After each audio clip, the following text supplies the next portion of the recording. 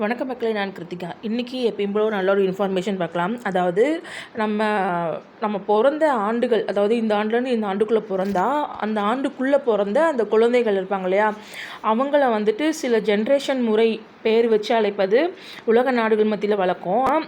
இந்த ஒரு பர்டிகுலர் ஆண்டுக்குள்ளே பிறந்த அந்த குழந்தைகளுக்கு எல்லாமே வந்து ஒரு ஜென்ரேஷன் நேம் வந்து கொடுத்துருக்காங்க. அதை பற்றி நம்ம பார்ப்போம். அதாவது 1822 இருந்து 1842 வரையிலும் பிறந்தவர்களை வந்துட்டு த கைடட் ஜென்ரேஷன் அப்படின்னு சொல்லுவாங்க.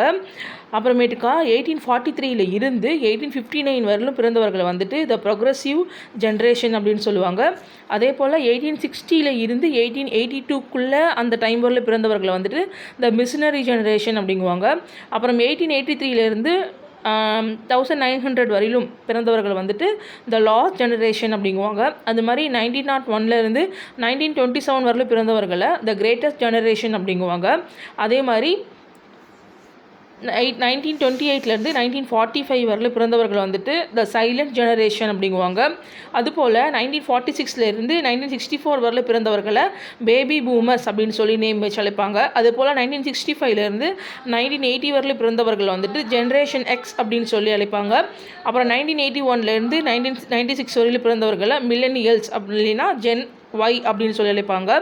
அப்புறம் 1997 2009 இயர் வரல பிறந்தவர்கள் வந்துட்டு பார்த்தோன்னா ஜென்ரேஷன் இசட் இல்லைன்னா ஜென் இசட் அப்படின்னு சொல்லி அழைப்பாங்க.